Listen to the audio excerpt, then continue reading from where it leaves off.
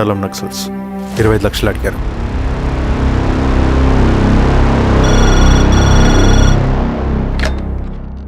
Hello ధర్మ, ఆ సింగన్న దళం గురించి నీకు ముఖ్యమైన విషయం చెప్పాలి. సరే, ఓకే, బాయ్. నీతో పర్సనల్గా మాట్లాడాలి. బయటకెళ్ళు. చెప్పు. అన్నయ్య చనిపోయిన తర్వాత ఎలక్షన్స్ లో పోటీ చేసిన నన్ను సింగన్న దళం కిడ్నాప్ చేశారు. కానీ అక్కడ ఒక వ్యక్తిని చూశాను. ఆ వ్యక్తిని అన్నయ్య చనిపోయే ముందు తన దగ్గర డబ్బులు తీసుకోవడం గమనించాను. ఆ క్షణమే సింగన్న దళంపై నాకు అనుమానం వచ్చింది. I'll take care.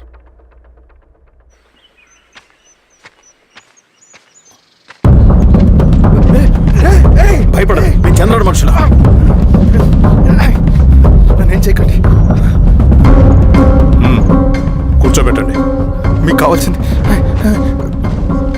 దీంట్లో ఉంది.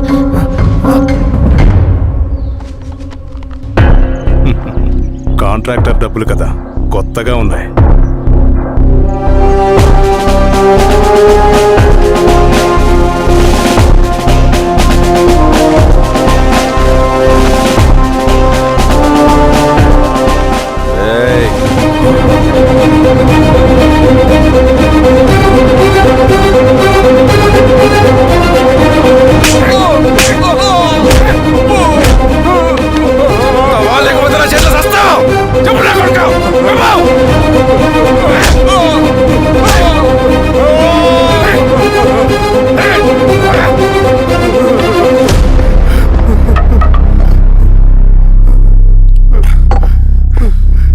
వీళ్ళ అన్న మీదున్న ప్రేమ అభిమానం ముందు మన పోలీసు లాఠీలు ఓడిపోయాయి. చంద్రన్ ఎన్కౌంటర్ ఎలాగూ పోతాడు. కానీ విచిత్రం ఏంటంటే వాడి భార్య నర్సమ్మ, కూతురు మమత, కొడుకు నరేష్ మరో ఎన్కౌంటర్లో పోవడం చాలా బ్యాడ్ న్యూస్. చెప్పు శిరీష, ఏం చేయమంటావు? నువ్వు ఒక డెసిషన్ తీసుకున్న తర్వాత ఎవరి మాట వినవు కదా. హే దాస్ సార్, రేపు మార్నింగ్ న్యూస్ పేపర్ వద్దని చెప్పు. సరే సార్. తెలిసిన విషయం మళ్ళీ చదవాలంటే చాలా బోరింగ్. నేను చెప్తాను సార్, జరిగింది మొత్తం నేను చెప్తాను సార్. సింగన్న దగ్గర నేను 20 సంవత్సరాల నుంచి పనిచేస్తున్నారు సార్. పేదవాళ్ళ కోసం అన్న చేస్తున్న ఉద్యమంలో మేమందరం చాలా కష్టపడి పనిచేసేవాళ్ళం. కానీ ఒకరోజు నేను చెప్పినంత చెప్పి ఈశ్వర్ రెడ్డి దగ్గర 10 లక్షలు తీసుకురండి.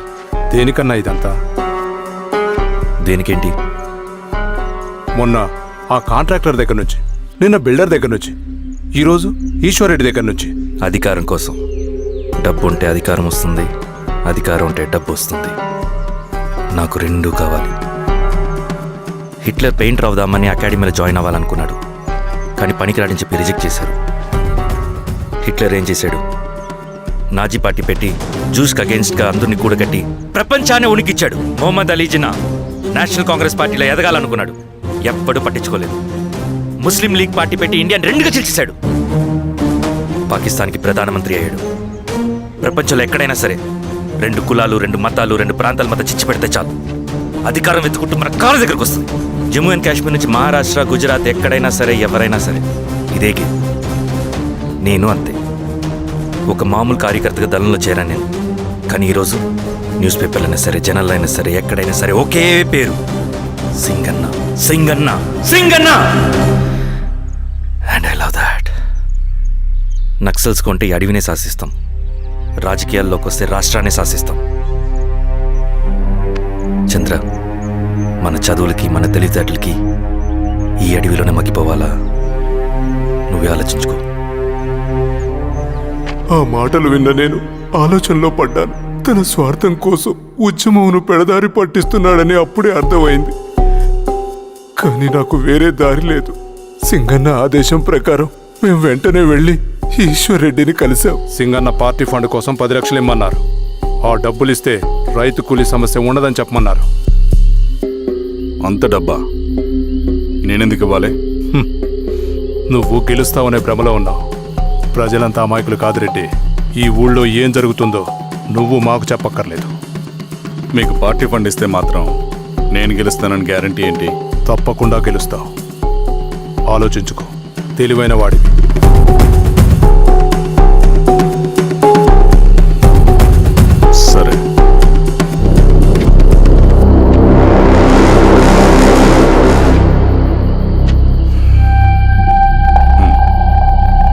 కానీ నాదో కండిషన్. నేను సింగన్ని పర్సనల్గా కలవాలి. చూస్తా, కానీ ఒక విషయం, ఈ మ్యాటర్ బయటికి రాకూడదు. జాగ్రత్త. సింగన్న స్ట్రాటజీ ప్రకారం మాకు ఈశ్వర్ రెడ్డి దగ్గర నుంచి డబ్బులు వచ్చాయి. అప్పుడు నరసింహుల్ని పిలిపించి నువ్వు ఎలక్షన్ నుంచి విత్డ్రా అవ్వాలి నరసింహులు. విత్డ్రానా?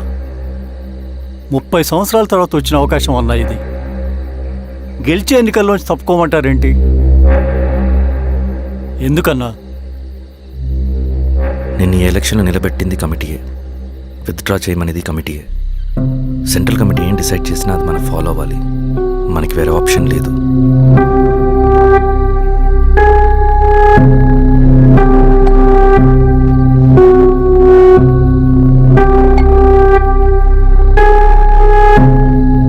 నన్ను నమ్ముకుని చాలామంది ఉన్నారన్న.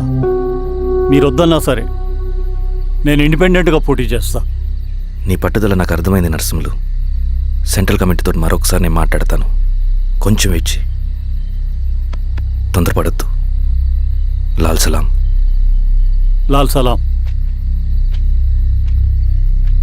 తన మాటకి ఎదురు చెప్పిన నరసింహుల్ని క్రూరంగా హత్య చేయించి ఆ హత్యను ఈశ్వర్ రెడ్డి చేయించాడని అందరినీ నమ్మించి ఆ తర్వాత ఈశ్వర్ రెడ్డిని కూడా. ఏంటి ఈశ్వరరెడ్డి గారు, కలుద్దాం అనుకున్నాం, కానీ ఇలా కలుస్తాం అనుకోలేదు. ఏంటంత కోపం? ప్రజానాయకుడు నరసింహులు చంపినందుకు నీకు మరణదండనే.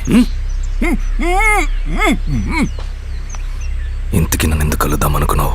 నర్సన్ చావుకి నాకు ఏ సంబంధం లేదు. నిన్ను కలిసి ఊరు సమస్యలు, ప్రజా సమస్యలు పరిష్కరి. అడవికి సింహం రాజు, అడవైనా ఊరైనా ఈ సింగన్నే రాజు.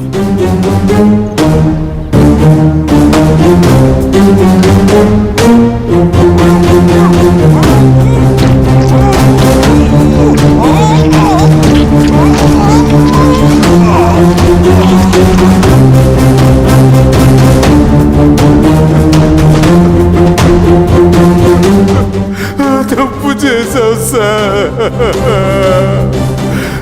మొత్తం సింగన్నే చేశాడు. ఇంకా చెప్పాల్సింది ఏదైనా ఉందా? శిరీష ఆ రోజే చెప్పిందన్నా. ఇన్నాళ్ళ పోరాటంలో ఏం జరిగిందన్నా? ఏమీ లేదు. శిరీష వల్ల వాళ్ళ ఊర్లో రైతులకు భూములు వచ్చాయన్నా. నీ వల్ల చాగి అన్యాయంగా గొంతు కోసుకున్నాడన్నా. నరసింహులు, ఈశ్వర్ రెడ్డి, ఇంకెందరో అమాయకులు నీ అధికార దాహం వల్ల బలైపోయారు.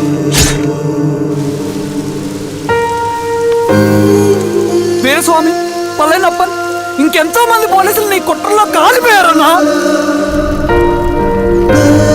ఏంటన్నా, నీ వెనుకున్న పాపానికి మన దళ సభ్యులు ఎంతో మంది అమాయకులు చచ్చిపోయారు.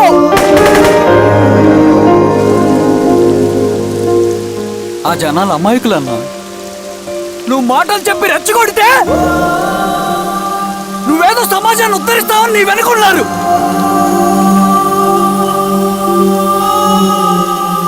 వాళ్ళకి కావాల్సింది కరప్షన్ లేని సమాజం. అది ఊరైనా అడవైనా.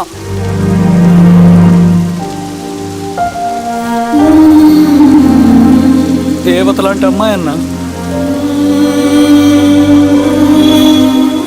బతికినంతకాలం అందరి జీవితాన్ని బాగు చేసిందన్నా.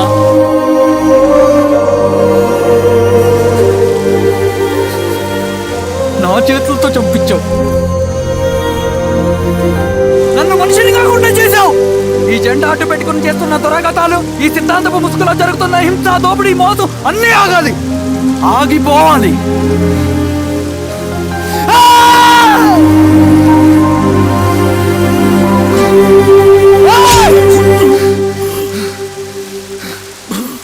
నువ్వు చెప్పిన సమాజం స్థాపితం కావాలంటే నువ్వు సమాధి కావాలి.